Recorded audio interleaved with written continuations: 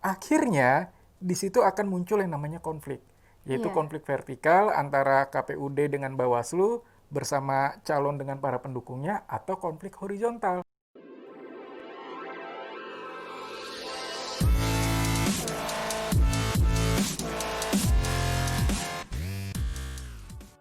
Halo Mavinders, gue Kril Diadame, salah satu anggota komisariat dari Universitas Bina Sarana Informatika.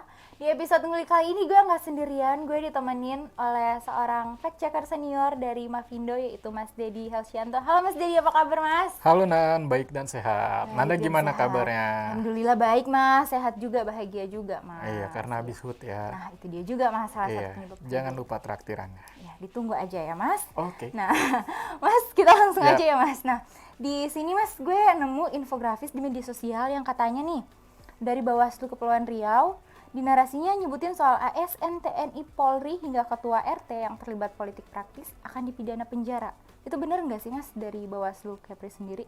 ya. Jadi infografis dari Bawaslu Iya. tersebut sebenarnya sudah diperiksa faktanya oleh pemeriksa fakta junior Mavindo, Wow. yakni Gabriela Nauli dari Universitas Sumatera Utara. Oke. Dalam artikel periksa fakta yang dibuat Nauli tersebut, Iya.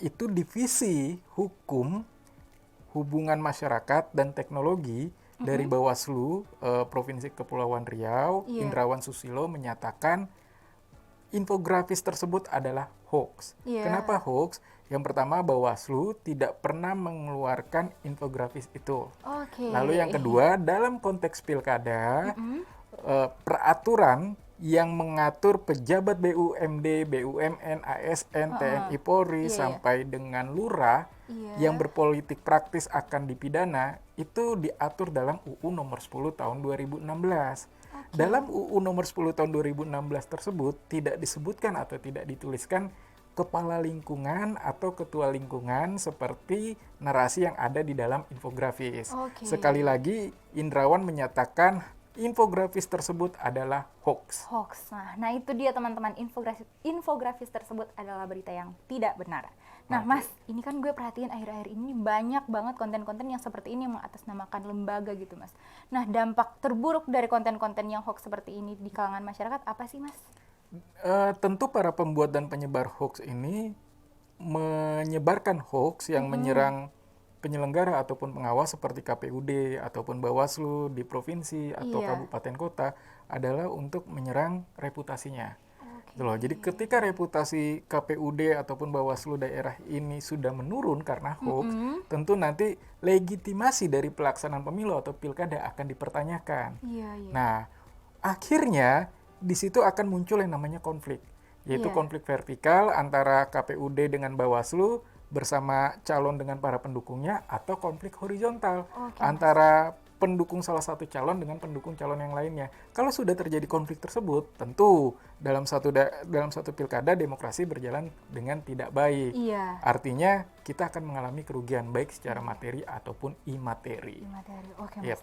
Nah, Mas Dedi kan selaku program manajer dari mahasiswa PHP ya, Yap, PHP betul. 2020 ini, gue mau nanya dong Mas, kita sebagai generasi milenial dan Z ini bisa nggak sih melibatkan diri dalam kesuksesan pilkada serentak 2020 ini? Nah, pertanyaannya menarik. Jadi sebenarnya Mavindo membuat program mahasiswa PHP Periksa Hoax Pilkada ini di tahun Iya, iya, iya. 2020 adalah untuk menjembatani generasi Z, generasi milenial yang emoh terhadap politik. Oh, I Nah, see. gimana menjembataninya mereka? Yaitu Iya. dengan melibatkan mereka menjadi pemeriksa fakta dalam program mahasiswa PHP 2020 Iya, ini. iya. Kalau mereka sudah terlibat ya karena mereka kan digital native, aktif di Iya, iya, media benar. sosial dan kritis, mereka terlibat memeriksa fakta, mereka membentuk opini yang baik dan positif Iya. kepada masyarakat. Harapannya kita adalah berujung kepada mereka akan menggunakan hak pilihnya. Oke, iya. Artinya kalau itu berlangsung dengan simultan, Iya. harapan kita demokrasi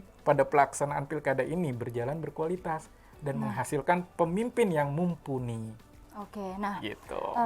Sobat Mavinders, ini dengerin ya yang udah dibilang oleh Mas Dedi barusan, kita sebagai anak milenial tuh harus berani turun tangan agar pelaksanaan Pilkada serentak 2020 ini bisa berjalan dengan aman, damai, dan sukses. Nah, kita juga harus bisa tunjukin kalau kita sebagai generasi milenial dan generasi Z ini bisa berperan untuk bangsa dan negara kita. Sebagai Yap. akhir kata, saya Krildia Dame dan Dedi Helsianto, pamit undur diri. Sampai ketemu di episode ngulik PHP selanjutnya. Bye. thank all. you.